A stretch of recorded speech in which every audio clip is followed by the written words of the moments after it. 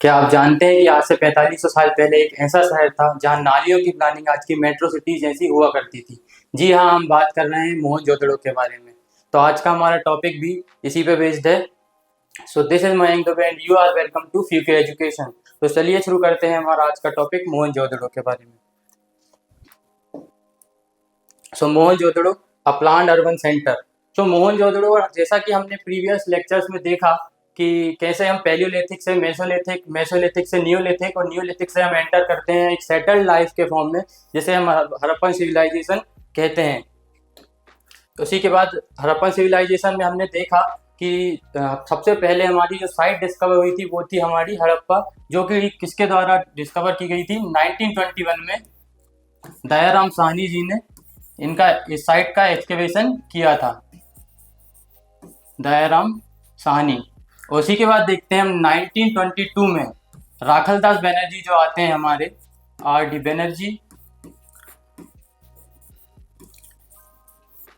बनर्जी जो कि खोज करते हैं किसकी, हमारे मोहनजोदड़ो की।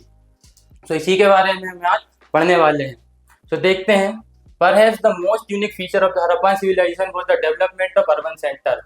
सो जैसा कि हमने देखा कि बहुत से यूनिक फीचर्स हमको मिले हैं हमारे हड़प्पा सिविलाइजेशन से रिलेटेड। पहले हमने देखा कि सील्स वगैरह मिली है हमको, स्क्रिप्ट्स वगैरह मिली है। उसी के प्रकार सबसे ज़्यादा इसका यूनिक फीचर एक और हमको जो देखने को मिला हड़प्पा सिविलाइजेशन में, वो था इसका प्लान अर्बन सेंटर। मतलब जैसे कि हम आज की सिटीज में देखते हैं, जैसा अर्बनाइजेशन हुआ है कि बड़ी रोड्स अच्छी यहाँ पे मिलती है, ड्रेनेज सिस्टम प्रॉपर मिलता है। इसी प्रकार से आज से इतिहास में 4500 साल पहले भी कुछ ऐसी सिटीज या कुछ ऐसे शहर हुए हैं जहाँ का भी अर्बन सेंटर या प्लांट सिस्टम बहुत बेटर हुआ करता था।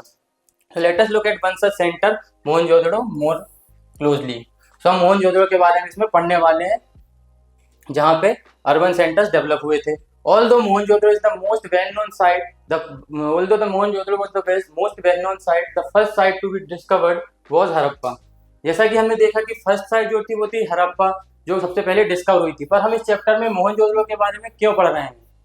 तो इसके पीछे एक छोटी सी कहानी यह है कि जब एक्सकेवेशन वहाँ पे चल रहा था तो हमारे जो अलेक्जेंडर कनिंघम है, इन्होंने इससे रिलेटेड एक बात कही है कि वहीं पे हड़प्पा के पास जितने भी पुराने आर्किटेक्चर हुए हैं, यहाँ पे बहुत सी पकी हुई ईंटें वगैरह वहाँ से पाई जाती थी, जो क्या हुआ वहाँ के आसपास के लोगों ने निकाल निकाल कर लेकर अपने उपयोग में ले आए थे, जिस वजह से वहाँ के आर्किटेक्चर जो थे उन लोगों के द्वारा नष्ट कर दिए गए हैं। तो यह बात हमारे किसने बताई? अलेक्जेंडर कनिंघम ने।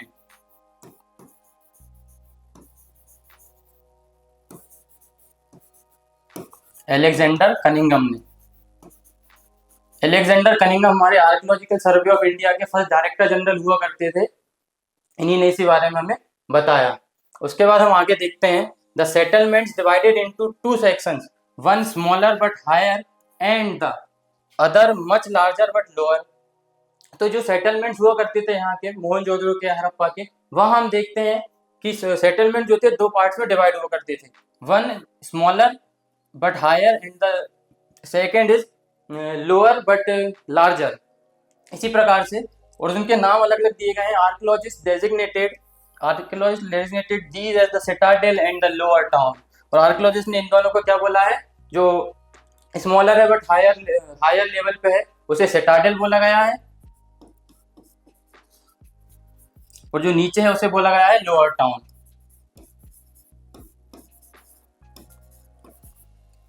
तो इसी के साथ हम आगे देखते हैं कि दो सेक्शन में डिवाइड था मोहनजोदड़ो, एक higher but smaller in size वो था सिटाडेल, और जो लार्जर था और नीचे था उसे बोलते हैं हम लोअर टाउन। इसी प्रकार से हमारा टाउन प्लानिंग थी मोहनजोदड़ो में।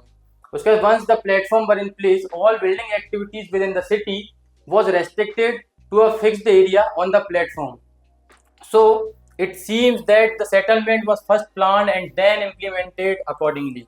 सो सबसे पहले यहाँ पे ये बात होती है कि जितने भी सेटलमेंट्स यहाँ पे बनाए जाते थे या कोई भी बिल्डिंग से आर्किटेक्चर बनाए जाते थे, उससे पहले उसे बनाने की योजनाएं बनाई जाती है। जैसा कि हम वर्तमान समय में देखते हैं कि हमारे जो इंजीनियर्स वगैरह रहते हैं, आर्किटेक्ट वगैरह रहते हैं, जो इससे रिलेटेड हमारे ब्लूप्रिंट्स बनाते हैं कि कौन सी जगह कौन सी बिल्डिंग बनेगी, किस जगह बाथरूम बनेगा हमारा, किस जगह हमारे मतलब अलग अलग, जैसे हमारा घर बनता है उसका आर्किटेक्चर जो पहले बनाया जाता है उसी के अकॉर्डिंग उस समय भी पहले उनकी प्लानिंग की जाती थी, और उस प्लानिंग के अकॉर्डिंग ही वहाँ के आर्किटेक्चर बनाए जाते थे। सबसे पहले वहाँ पे जो सिटाडेल हुआ करता था उसके लिए ऐसे बड़े बड़े प्लेटफॉर्म बनाए जाते थे और मड ब्रिक के, और उसके बाद उस पर हमारे क्या सेटलमेंट्स या बड़े बड़े आर्किटेक्चर वगैरह बिल्डिंग्स वगैरह ऐसे बनाई जाती थी। Other science of the planning include bricks which whether sun-dried or baked were of standard ratio where the length and breadth were 4 times and twice the height respectively। जो ब्रिक्स जो ईंटें हुआ करती थी वो परफेक्ट रेशो में हुआ करती थी। जैसे कि हम देखते हैं ये हमारी ईंटें हैं, तो ये 1:2:4 में हुआ करती थी। जैसे 4 इसकी लेंथ हो जाती, 2 ब्रेड्थ और 1 इसकी हाइट हो जाती। इसी प्रकार से अगर ईंटों का साइज थोड़ा बढ़ता तो 2 हो गई इसकी हाइट, 4 हो गई इसकी ब्रेड्थ एंड लेंथ हो जाएगी इसकी 8। तो ऐसे परफेक्ट रेशो में जो ईंटें हुआ करती थी, और कुछ ईंटें सन ड्राइड थी जिन्हें धूप में सुखाया जाता था, या बेक्ड थी were of standard ratio. Such bricks were used at all Harappan site. और इसी प्रकार की ईंटें हमारी सारी हड़प्पन साइट्स पे सभी आर्किटेक्चर बनाने के लिए यूज की गई हैं। उसके बाद हम देखते हैं ये रहा हमारा, तो ये हमारा सिटाडेल है और ये हमारा लोअर टाउन है। तो इसी प्रकार से, और इन दोनों के बीच में क्या ऐसे बाउंड्री वॉल्स भी बनी हुआ करती थी उस समय। सो ये देखते हैं, although Harappa was first site to be discovered, it was badly destroyed by the robbers. ये देखो, जो अभी हमने बताया कि बहुत सारे ईंटें वगैरह यहाँ की चोरी कर ली गई थी। As early as 1875 Alexander Cunningham, the first director general of archaeological survey of India, who Alexander Cunningham often called the father of Indian archaeology, ने बोला जाता था। क्या बोला जाता था अलेक्जेंडर कनिंघम को? Father of Indian archaeology.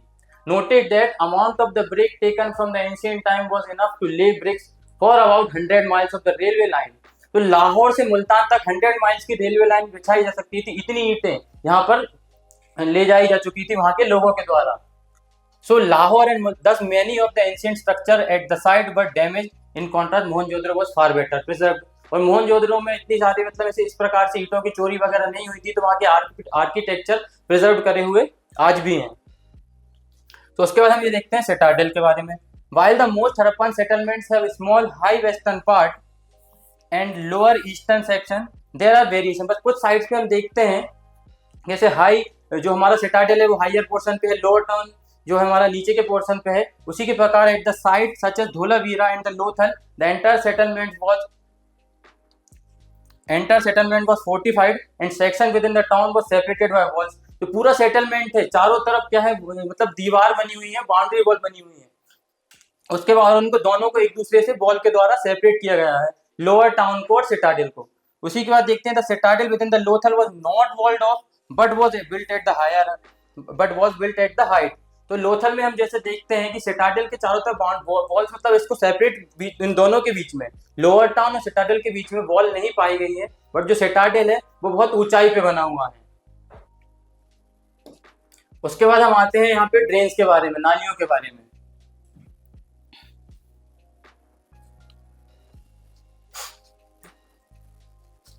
So one of the most distinctive feature of the Harappan cities was the carefully planned drainage system। तो यहाँ का ड्रेनेज सिस्टम बहुत, जैसे कि हमने देखा कि पहले की बाकी जो आर्किटेक्चर जो भी बनाया जा रहा है उनके लिए भी प्लानिंग की जाती थी, तो उन सबको पहले बनाने से पहले यहाँ का ड्रेनेज सिस्टम की भी प्लानिंग की जाती थी। If you look at the plan of the lower town, you will notice that roads and streets were laid out along an approximate grid pattern। कैसे पैटर्न बनाई जाती थी? ऐसे, इसे ग्रिड पैटर्न बोलते हैं। आज भी हम देखते हैं कि हमारे आसपास जब कॉलोनियां बनाई जाती थी इसी प्रकार से ऐसे ग्रिड पैटर्न पर रोड बनाई जाती है और उनके आसपास हमारे घर बनाए जाते हैं। It seems that streets with drains were laid out first, then houses built along them। सबसे पहले रोड बनाई जाती थी, रोड के साइड से ही नालियां बनाई जाती थी, उसके बाद घर बनाए जाते थे। इस प्रकार से यहाँ पे प्लानिंग की जाती थी मोहनजोदड़ो में। ये देखिए एक डायग्राम दिया गया है, a drain in Mohenjodaro notice huge amount of opening. ये ड्रेनेज, वहां के ड्रेनेज का डायग्राम दिया गया है। It seems that streets with drains were laid out first and then houses built along them। If domestic waste water had to flow into the street drains, every house need to have at least one wall along a street।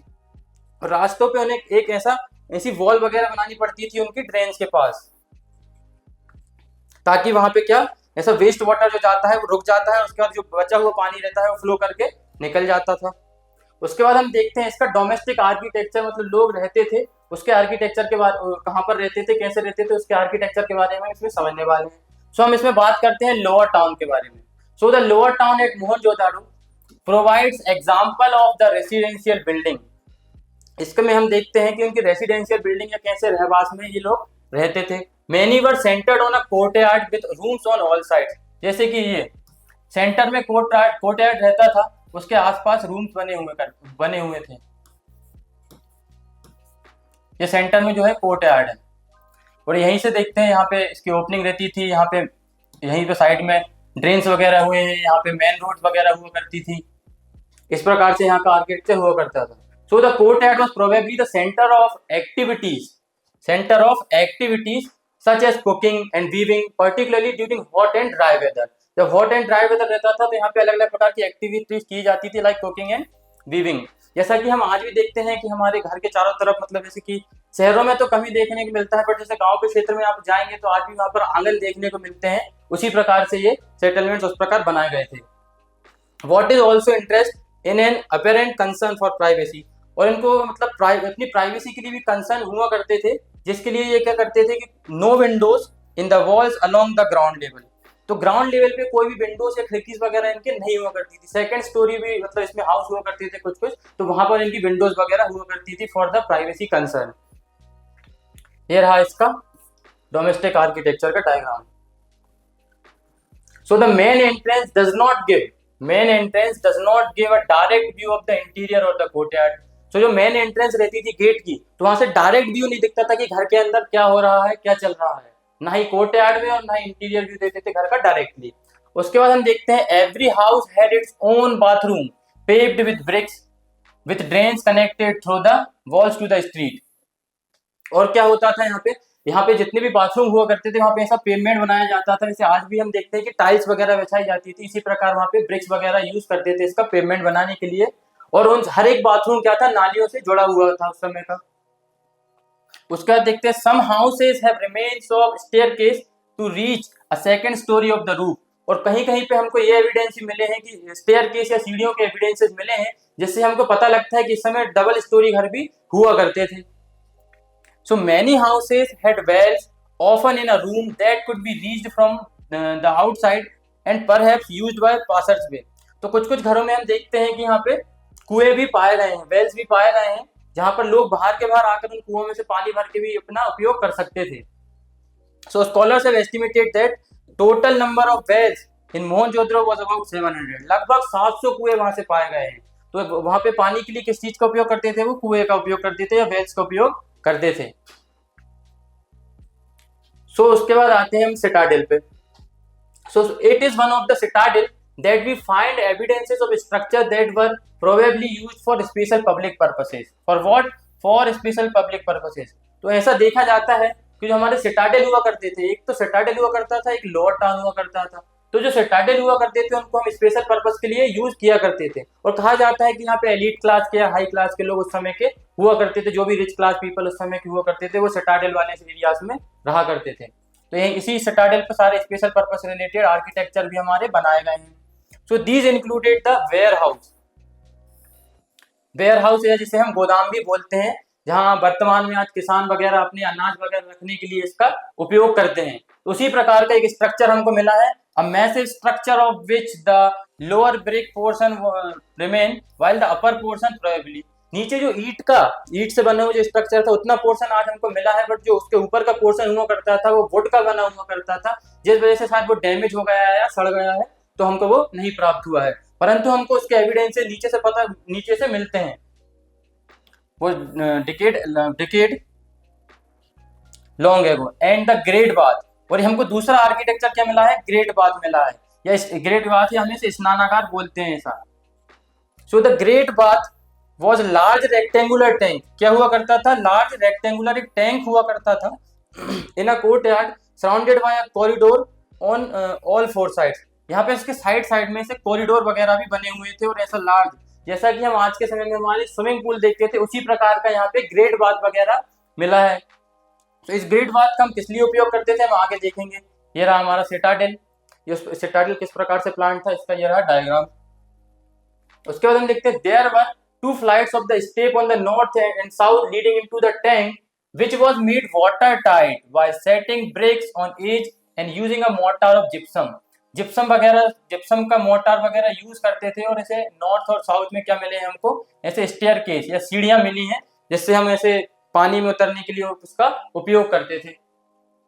So there were rooms on 3 sides, in one of which a large well. तो 3 side क्या हुआ करते थे, ऐसे 3 जगह से ऐसे room मिले हैं और एक साइड क्या ऐसा कुआं मिला है, जहां से बोला जाता था किसी कुएं से जाके इसमें पानी भरते थे. और यही जो ग्रेट बात था वो भी कहीं ऐसे ड्रेन, इसमें ड्रेन्स भी कनेक्ट हुआ करती थी जहां से इसका पानी बाहर निकाल दिया जाता था. So water from tank flowed into huge drain. ये देखो जो वाटर हुआ करता था इसको ह्यूज ड्रेन या नालियों के सहारे इस पानी को बाहर निकाल दिया जाता था. So across a lane to the north lay smaller buildings with 8 bathrooms,